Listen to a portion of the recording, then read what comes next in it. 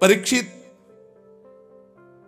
एक तो ये भगवत प्राप्ति, और एक जब योगी पुरुष अपने शरीर को छोड़ना चाहे, योगी जिसने योग किया है अष्टांग योग, तो किसी देश काल में मन न लगाते हुए सुखपूर्वक आसन पर बैठ जाए, प्राणों को जीत ले, इंद्रियों को संयम में करे और बुद्धि से मन को नियमित करके मन के साथ बुद्धि को क्षेत्रज्ञ में, क्षेत्रज्ञ को आत्मा में, आत्मा को परमात्मा में लीन कर दिया। निर्मल बुद्धि को मन में और मन के साथ बुद्धि को क्षेत्रज्ञ, क्षेत्रज्ञ को अंतरात्मा में, अंतरात्मा को परमात्मा में लीन करके उस शांति पद को प्राप्त हो गया। अब उसके लिए कोई कर्तव्य शेष नहीं रहा, वो जीवन मुक्त महापुरुष हो गया। यहां ना सतोगुण है, ना रजोगुण है, ना तमोगुण है। अब काल की भी दाल उस महात्मा के ऊपर नहीं गलती जो ऐसी स्थिति को प्राप्त है। योगी लोग चित्तवृत्ति का निरोध करके परमात्मा में ऐसी स्थिति प्राप्त करते। अलग अलग श्री सुखदेव जी भगवत प्राप्ति का स्वरूप वर्णन करते हैं। यही परम पद है। एक भगवान के नाम जप करते हुए ध्यान में स्थित हुआ और एक जो है योगी इस तरह से परमात्मा में स्थित हुआ। अब एक है ज्ञान दृष्टि। ज्ञान दृष्टि बल से जिसकी सब चित्त वासना नष्ट हो चुकी है, वो ब्रह्मनिष्ठ अपने को परमात्मा स्वरूप देखता है। वो जब शरीर त्याग करता है तो कैसे, एड़ी से अपनी गुदा को दबाकर, गुदा द्वारा बिना घबराहट के प्राणवायु को षटचक्र भेदन करता है। वह मनस्वी नाभि चक्र मणिपूरक में स्थित वायु को हृदय चक्र अनाहत में, वहां से उदान वायु को वक्षा स्थल में विशुद्ध चक्र में, फिर वहां से वायु को धीरे धीरे तालुमूल विशुद्ध चक्र के आगे बढ़ा देता है। तदनंतर 2 आंख, 2 कान, 2 नासा छिद्र, मुख, इन सातों को रोक करके वायु प्राणवायु को भाव के बीच में आज्ञा चक्र में ले जाता है। अगर उसे किसी लोकांतर का भोग चाहिए तो फिर वहां रुकना होता है, वहीं से संकल्प बनेगा और वो उसी लोक में पहुंचेगा। और अगर नहीं तो आधी घड़ी 12 मिनट तक आज्ञा चक्र में वायु को रोके, फिर वहां से शास्त्र सार ब्रह्मरंध्र, और फिर ब्रह्मरंध्र का छेदन करके जीवन मुक्त परमात्मा स्वरूप हो। एक ये गति है। और यदि योगी को वहां इच्छा हो जाए कि मैं ब्रह्मलोक में जाऊं, 8 सिद्धियों का भोग भोगूं, जो वो सब प्राप्त हो जाएगा। अरे इसीलिए भजन करो। योगी का शरीर वायु की भांति सूक्ष्म हो जाता है। वो उपासना, तपस्या, योग, ज्ञान का सेवन करने वाला त्रिलोकी के बाहर भीतर कहीं भी घूम सकता है, पास मिल जाता है उसको। जहां चाहे देवलोक, ब्रह्मलोक, तपलोक, महारलोक, रसातल, तलातल, पाताल, जहां चाहे। ये भगवान का शिशुमार चक्र विश्व ब्रह्मांड का भ्रमण केंद्र है। योगी चाहे तो मारलोक चला जाए, सत्यलोक चला जाए, सत्यलोक जाएगा, जितनी ब्रह्मा की आयु वहां आनंद लेकर फिर वो ब्रह्म को प्राप्त हो जाएगा। भगवान का भजन करने वाला जिस पद को प्राप्त होता है, वहां ना शोक है, न दुख है, न बुढ़ापा है, न मृत्यु है, न भूख है, न प्यास है, न मान है, न अपमान है, न उद्वेग है, न भय है, न केवल आनंद ही आनंद। यही प्राप्त करने के लिए मानव देह मिला है। ब्रह्मलोक में केवल एक बात का दुख है, वो जब मृत्यु लोक के प्राणियों को भोगों में रत देखते हैं तब वो दुखी होते कि अरे भजन कर लेता तो हमसे भी ऊपर भगवान के धाम को जा सकता, कैसा जीवन बर्बाद कर रहा है। बस इसी बात की व्यथा ब्रह्मलोक के ब्रह्म ऋषियों को होती है।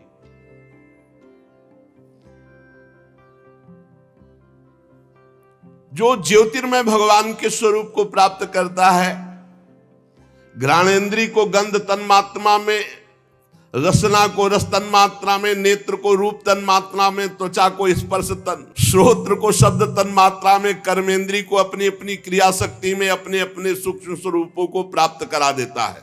पंचभूतों को स्थूल सूक्ष्म आवरणों को पार करके अहंकार में प्रवेश करता है। सूक्ष्म भूतों को तामस अहंकार में, इंद्रियों को राजस अहंकार में, मन और इंद्रियों को अधिष्ठात्र देवताओं को सात्विक अहंकार में, इसके बाद अहंकार के सहित लय रूप गति के द्वारा महातत्व में, और महातत्व प्रकृति रूप आवरण में, और प्रकृति रूप ब्रह्म में, अब वो ब्रह्म प्राप्त। ये सब योगियों की गति। बड़ा कठिन है ब्रह्म प्राप्ति और बड़ा सरल है। राधा राधा राधा मान लो। इसीलिए हम बार बार कहा करते हैं कि हम इसे अंधविश्वास में नहीं बोल रहे, बहुत सोच समझ के, बहुत जीवन यात्रा करके बोल रहे हैं। नाम जप करो, भगवान के आश्रित रहो, सारे कर्म भगवान को समर्पित कर दो, भगवत प्राप्ति हो जाएगी। नहीं, देखो कितनी कठिन है। जो तुम समझ नहीं सकते वो करना होता है, तब वो परमाणु यहां फोड़ करके, एक की ब्रह्मरंध्र फोड़ करके हो रही। सुना था? कुछ नहीं पता, बस राधा राधा जपो और जो कर्म हो भगवान को अर्पित करो। वो आनंद स्वरूप परमात्मा को प्राप्त होता है। कितनी नाम की महिमा है। पुत्र के बहाने नारायण बुलाया तो कौनो चक्र नहीं तोड़ना पड़ा और संसार चक्र टूट गया, भगवान की प्राप्ति हो गई। इसीलिए आनंदित रहो, वृंदावन धाम मिल गया भगवान। कितना कठिन। इसीलिए धूप की गर्मी तब तुम्हें छाया समझ में आएगी कि भगवत प्राप्ति है क्या। संसार चक्र में पड़े हुए मनुष्य के लिए बहुत सरल भगवत प्राप्ति। भगवान श्री कृष्ण की लीला कथा गायन, नाम जप, उनकी सेवा, जिससे अनन्य भक्ति हो जाए तो बहुत सरलता पूर्वक भगवत प्राप्ति हो जाए। भगवान ब्रह्मा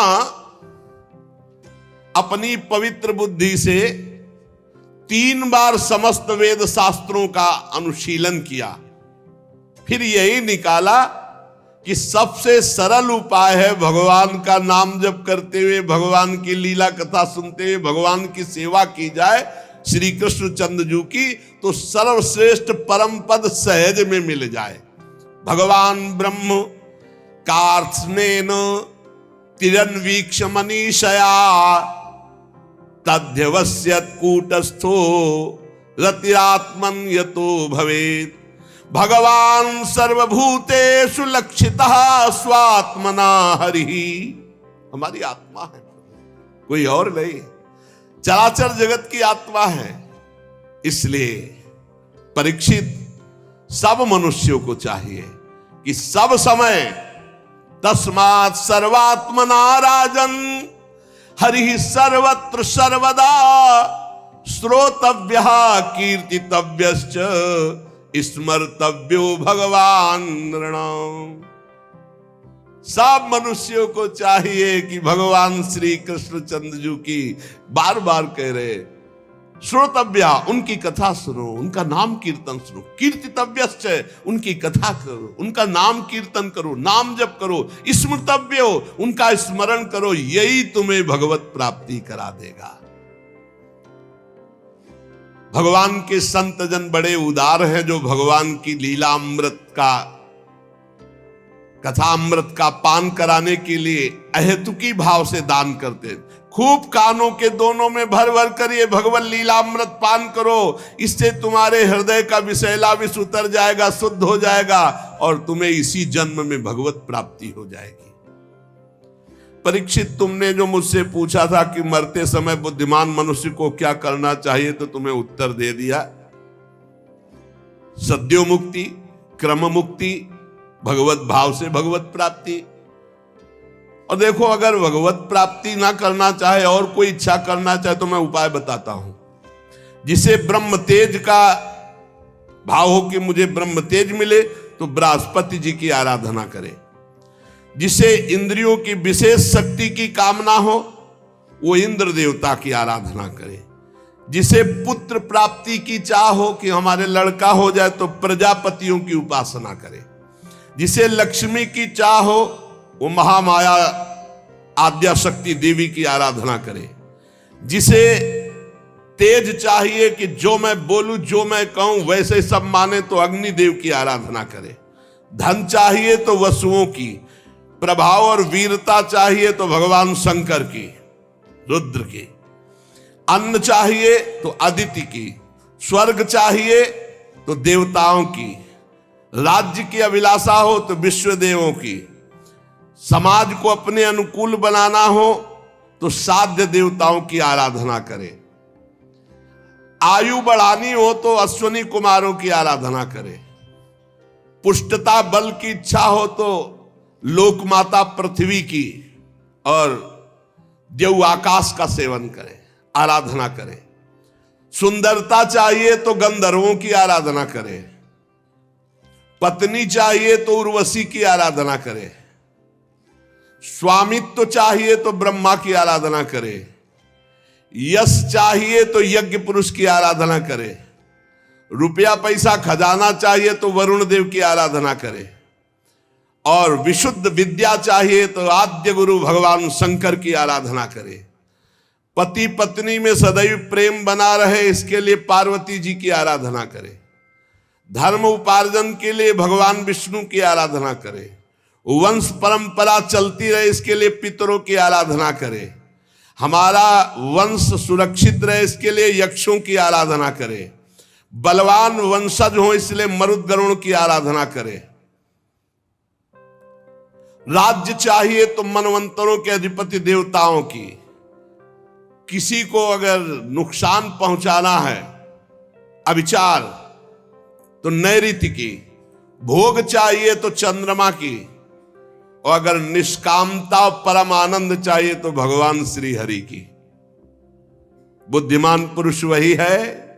अकामः सर्व कामो वा मोक्ष काम उदारधी तीव्रेण भक्ति योगेन यजेत पुरुषम परम।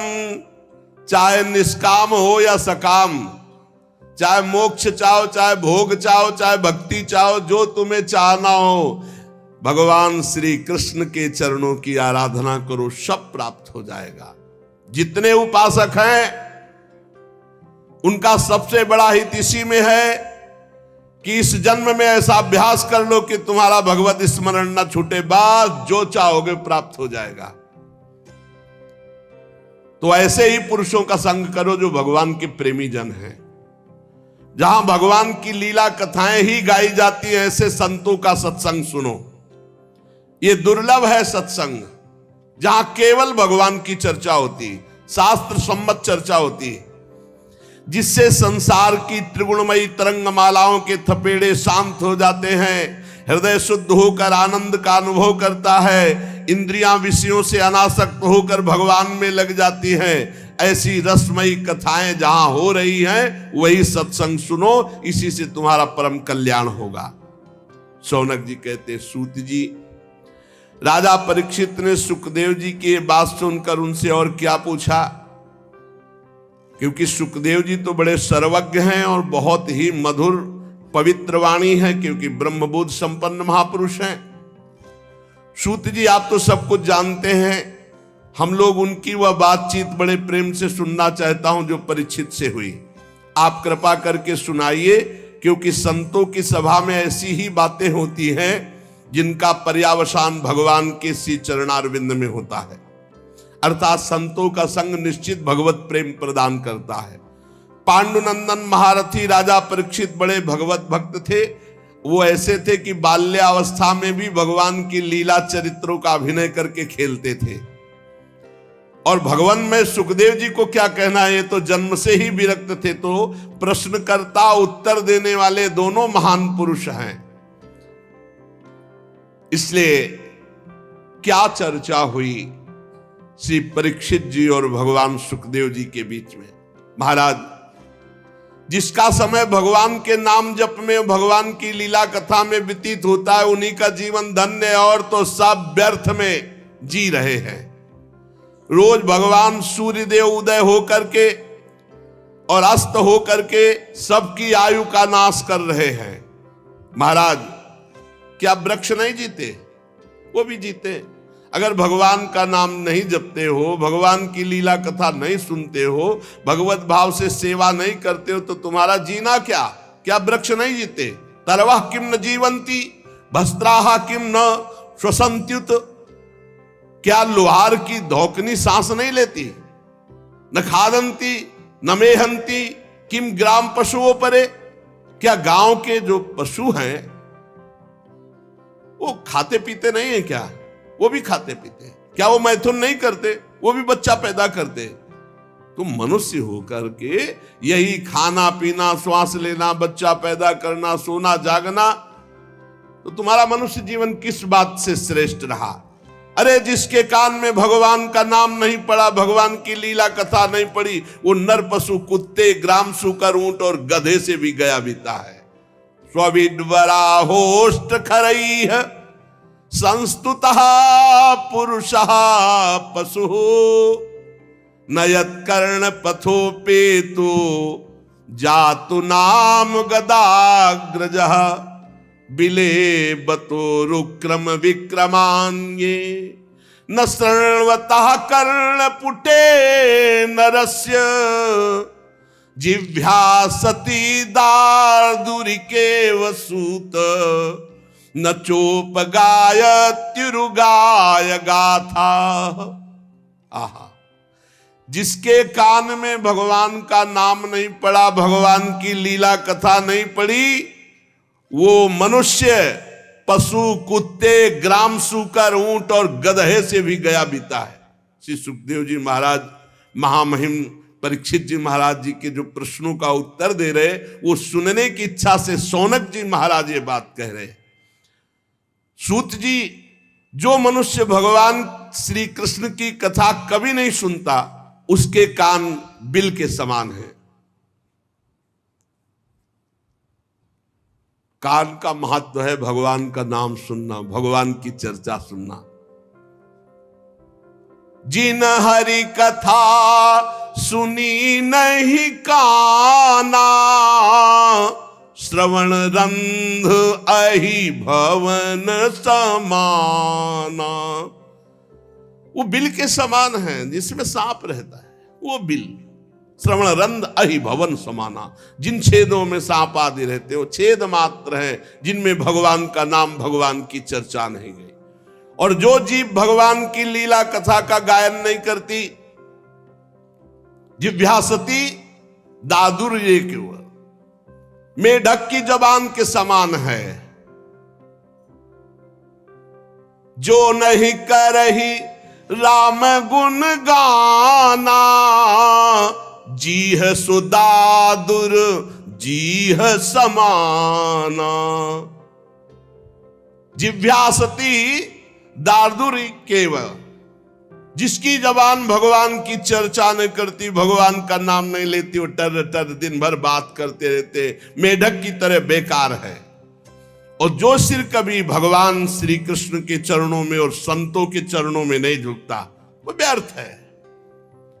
ते सिर कटु तुमरी समतूला, जे नमत हरि गुरु पद मूला। जो भगवान के चरणों में, संतों के चरणों में, गुरुदेव के चरणों में सर नहीं झुकता, कड़वी लौकी के समान व्यर्थ है। वो रेशमी वस्त्र और सुसज्जित मुकुट धारण करने में भी वो बोझा मात्र है। जो हाथ भगवान की सेवा पूजा नहीं करते, वो सोने के कंगन से भूषित होने पर भी मुर्दे के हाथ है। हाथों की महत्ता भगवान की सेवा, समाज की सेवा, माता पिता की सेवा, संत गुरु की सेवा, पशु पक्षी की सेवा।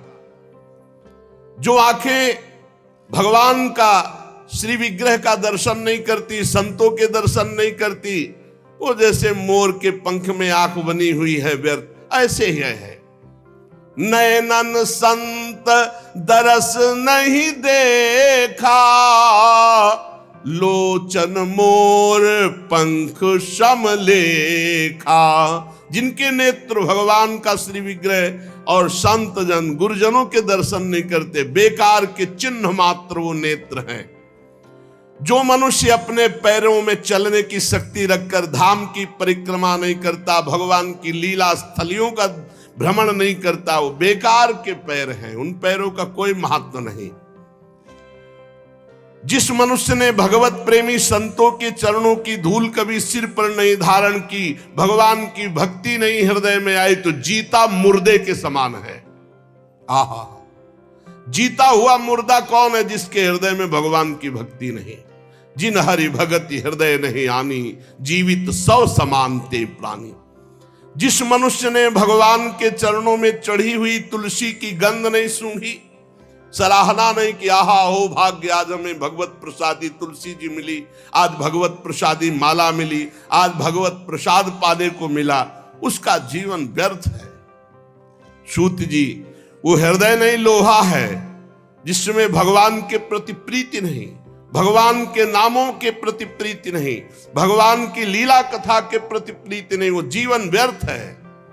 इसलिए भगवान के परम भक्त आत्मविद्या विशारद भगवान श्री सुखदेव जी ने परीक्षित जी के सुंदर प्रश्न करने पर बड़ा सुंदर उत्तर दिया होगा, हम सब सुनना चाहते हैं। सूत जी कहते हैं, श्री सुखदेव जी महाराज भगवत तत्व प्राप्त महापुरुष हैं और उत्तरानंदन राजा परीक्षित गर्भ में ही भगवत साक्षात्कार किए हुए दोनों महापुरुष हैं।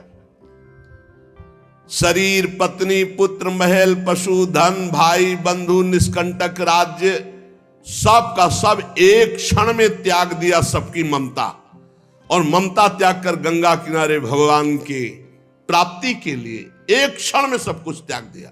शौनकादि ऋषि, महामनस्वी परीक्षित ने अपनी मृत्यु का निश्चित समय जान लिया था, इसलिए उन्होंने धर्म, अर्थ और काम तीन का त्याग कर दिया और संन्यास ले लिया। भगवान श्री कृष्ण में सुदृढ़ आत्मभाव प्राप्त हो, इसलिए भगवान श्री कृष्ण की महिमा सुनने के लिए श्री सुखदेव जी से यही प्रश्न किया जो आप लोग मुझसे पूछ रहे हैं। परीक्षित जी ने पूछा, भगवत स्वरूप मुनिवर, आप परम पवित्र और सर्वज्ञ हैं, आपने जो कुछ कहा वो सत्य एवं उचित है। आप ज्यों ज्यों भगवान की महिमा सुनाते जा रहे हैं, त्यों त्यों मेरे हृदय में अज्ञान का पर्दा फटता जा रहा है। मैं आपसे जानना चाहता हूं कि भगवान ने सृष्टि कैसे की। बड़ा सुंदर, सबकी जानकारी के लिए बहुत आवश्यक है। लोग प्राय प्रश्न करते रहते हैं, क्या भगवान ने कैसे सृष्टि बनाई, क्या? ये परमहंस श्री सुखदेव जी उत्तर देंगे। प्रश्न किया कि भगवान इस संसार की सृष्टि कैसे करते हैं।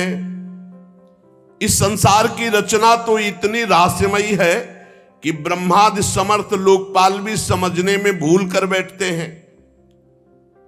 फिर भगवान इस सृष्टि की रचना करके इसकी रक्षा कैसे करते हैं। अनंत शक्ति परमात्मा किन किन शक्तियों का आश्रय लेकर अपने आप को सृष्टि रूप में रचते हैं, किन किन शक्तियों का आश्रय लेकर अपने आप की रक्षा करते हैं, ध्यान से सुनना, और किन किन शक्तियों का आश्रय लेकर अपने आप से अपना विनाश करते हैं। विनाश खेल तीनों भगवान किसी और से नहीं करते, अपने आप से अपने आप की रचना, अपने आप से अपने आप का पालन और अपने आप से अपने आप का विनाश, संहार खेल। भगवान तो अकेले हैं, वो विभिन्न रूप धारण करके, अवतार धारण करके विस्तार करते हैं। इसलिए आप ही ऐसे ब्रह्मज्ञानी महापुरुष हैं जो हमारे संदेह का निवारण कर सकते हैं। श्री सूत जी कहते हैं, राजा परीक्षित ने भगवान के गुणों का वर्णन करने के लिए जब ऐसा प्रश्न किया, अब देखो, अब ध्यान आया कि भगवान का मंगलाचरण करना चाहिए। सारे उत्तर पीछे दे दिए। अब श्री सुखदेव जी को, ओहो, उन पुरुषोत्तम भगवान के चरण कमलों में मेरे कोटि कोटि प्रणाम। प्रश्नोत्तर, यह है परमहंस स्थिति, जो संसार की उत्पत्ति, स्थिति, प्रलय की लीला करने के लिए सतोगुण, रजोगुण, तमोगुण रूप तीन शक्तियों को स्वीकार करके अपने आप को ब्रह्मा रूप में, भगवान विष्णु रूप में और भगवान शंकर के रूप में सृजन, पालन और संहार करते हैं। चराचर प्राणियों के हृदय में अंतर्यामी रूप से विराजमान, जिनका स्वरूप और उपलब्धि का मार्ग बुद्धि का विषय नहीं, जो स्वयं अनंत है, जिनकी महिमा अनंत है, जिनके अंश से ब्रह्मा, विष्णु और महादेव प्रकट हुए, भगवान श्री कृष्ण को हम नमस्कार करते हैं। हम पुनः पुनः उन भगवान श्री कृष्ण के चरणों में नमस्कार करते हैं जो सत्पुरुषों का दुख मिटाकर उन्हें प्रेम दान करते हैं, दुष्टों की सांसारिक बढ़ती रोककर उन्हें मुक्ति देते हैं और हम परमहंसों के एकमात्र आश्रय हैं, उनकी अभीष्ट वस्तु का दान करते हैं। चर अचर समस्त प्राणी श्री कृष्ण की ही मूर्ति हैं। चर अचर समस्त प्राणी श्री कृष्ण की ही मूर्ति है, इसलिए श्री कृष्ण का किसी के प्रति पक्षपात नहीं है। ऐसे मैं श्री कृष्ण को नमस्कार करता हूं। बड़े ही भक्त वत्सल। अब पूरा ध्यान, हठ पूर्वक भक्तिहीन कठोर साधना करने वाले लोग जिनकी छाया भी नहीं छू सकते, हठ पूर्वक कठोर साधना, भक्ति विहीन जीवन, तो जिनकी छाया भी नहीं छू सकते, अरे जिनके समान कोई नहीं है, फिर उनसे बढ़कर कैसे हो सकता है। ऐसे महामहिम निरंतर ब्रह्म स्वरूप अपने स्वरूप में विहार करने वाले भगवान श्री कृष्ण को मैं बार बार नमस्कार करता हूं, जिनका कीर्तन यत् कीर्तनम यत् स्मरणम यदीक्षणम यद वंदनम यत् श्रवणम यदर्हणम लोकस्य सद्यो विधुनोति कल्मषं तस्मै सुभद्र श्रवसे नमो नमः। जिनका कीर्तन, जिनका स्मरण, जिनका दर्शन, वंदन, श्रवण और पूजन तत्काल पापों को नष्ट करके भगवत प्राप्ति करा देता है, उन पुण्य कीर्ति भगवान श्री कृष्ण को बार बार नमस्कार है। विवेकी पुरुष जिनके चरण कमलों की शरण लेकर हृदय से लोक परलोक की आसक्ति का त्याग कर देते हैं, बिना किसी परिश्रम के भगवत पद प्राप्त करते हैं, उन मंगलमय कीर्ति वाले भगवान श्री कृष्ण को अनेकों बार नमस्कार है, नमस्कार है। बड़े बड़े तपस्वी, दानी, यशस्वी, मनस्वी, सदाचारी, मंत्रवेत्ता जब तक अपनी साधनाओं को तथा अपने आप को भगवान के चरणों में समर्पित नहीं कर देते, तब तक उन्हें भगवत प्राप्ति नहीं होती है। ध्यान दीजिए, बड़े बड़े तपस्वी, दानी, यशस्वी, मनस्वी, सदाचारी, मंत्रवेत्ता जब तक अपनी साधनाओं को और अपने आप को भगवान के चरणों में समर्पित नहीं कर देते, तब तक भगवत प्राप्ति नहीं होती है। जिनके प्रति आत्मसमर्पण की ऐसी महिमा है, उन कल्याणमयी कीर्ति वाले भगवान श्री कृष्ण को मैं बार बार नमस्कार करता हूं। किरात, हूण, आंध्र, पुलिंद, पुलकस, अभीर, कंक, यवन, खसादी जो जातियां हैं और भी दूसरे पापी लोग हैं, जो भगवान की शरण में हो जाते हैं, भगवान उन्हें परम पवित्र कर देते। ऐसे सर्वशक्तिमान भगवान श्री कृष्ण को मैं बार बार नमस्कार करता हूं। वे ही भगवान ज्ञानियों की आत्मा हैं, योगियों के परमात्मा है, भक्तों के भगवान है, कर्मकांडियों के लिए वेद मूर्ति है, धार्मिकों के लिए धर्म मूर्ति है, तपस्वियों के लिए तपः स्वरूप है। ब्रह्मा, शंकर आदि बड़े बड़े देवता अपने शुद्ध हृदय से उनके स्वरूप का चिंतन करते हैं और आश्चर्यचकित होकर देखते हैं, वो भगवान श्री कृष्ण मुझ पर अपना अनुग्रह प्रसाद की वर्षा करें। जो समस्त संपत्तियों के स्वामिनी जो लक्ष्मी देवी हैं, उनके जो स्वामी हैं, समस्त यज्ञों के भोक्ता हैं, सबके फलदाता हैं, प्रजा के रक्षक हैं, सबके अंतर्यामी हैं, समस्त लोकों के पालन करता है, पृथ्वी देवी के स्वामी हैं, वही यदुवंश में प्रकट होकर के अंधक, वृष्ण एवं यदुवंश के लोगों की रक्षा की, उन लोगों के एकमात्र आश्रय रहे वे भक्तवत्सल भगवान श्री कृष्ण, जो संतों के सर्वस्व हैं। मुझ पर प्रसन्न हो, मैं उन्हें नमस्कार करता हूं।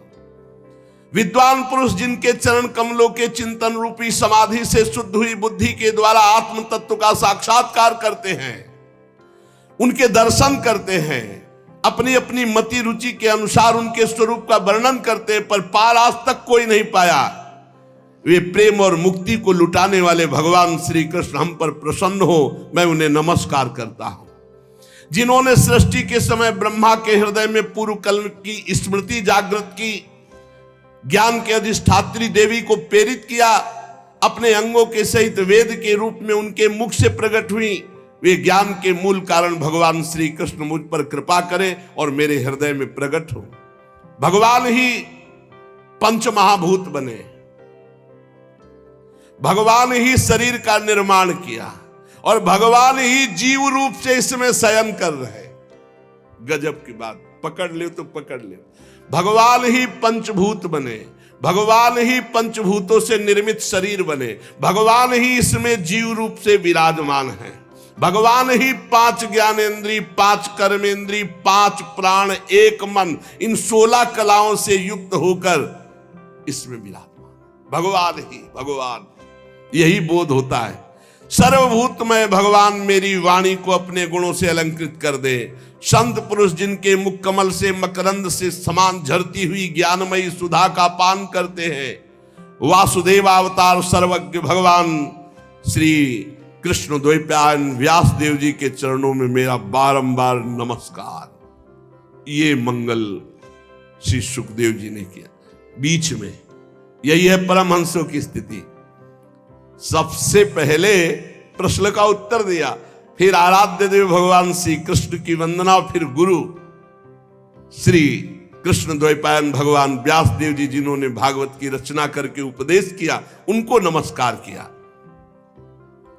परीक्षित सुनो, वेद गर्भ स्वयंभू भगवान ब्रह्मा से नारद जी ने यही प्रश्न किया था कि आपने सृष्टि कैसे प्रकट की, जिसका स्वयं भगवान नारायण ने उपदेश किया था, वही मैं तुमसे कह रहा हूं। ध्यान से सुनो। नारद जी ने जो प्रश्न किया और भगवान ने जो उत्तर दिया, वो आगे चर्चा करेंगे। श्री राधा वल्लभ लाल की जय।